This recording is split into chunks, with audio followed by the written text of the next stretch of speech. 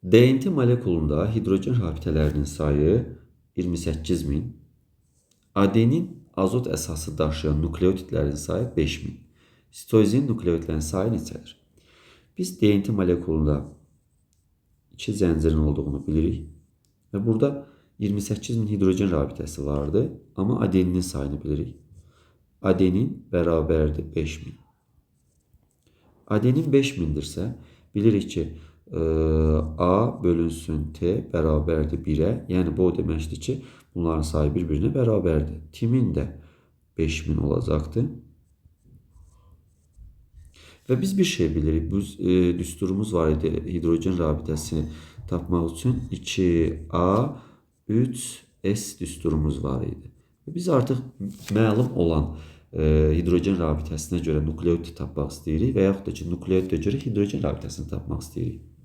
Burada adenin ilə timinin sayı bilinir və onlar arasındakı hidrogen rabitə özlərinin sayına bərabərdir. Yəni 2A hidrogen rabitəsi kimi eyni zamanda 2A nukleotid sayını bildirir.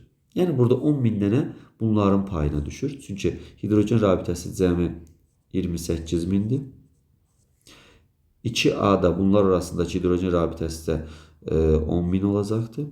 Özlərinin sayına bərabərdir qeyd elədik. 28.000'dən 10.000'ə çıxsaq, 3S'in payına, yəni sitozin və guanin arasındakı hidrogen rabitələrinin sayı 18.000 qalacaqdır.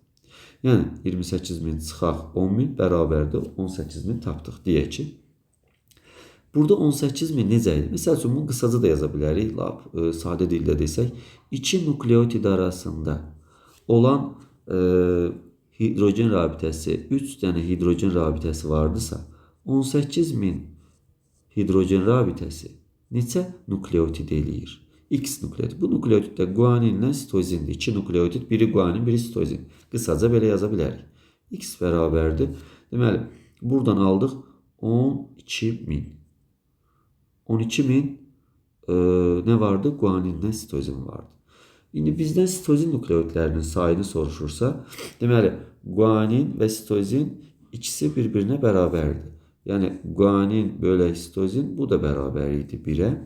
Onlar da, deməli, 12.000'in yarısı 6.000 olacaqdır. Düzgün cavab 6.000.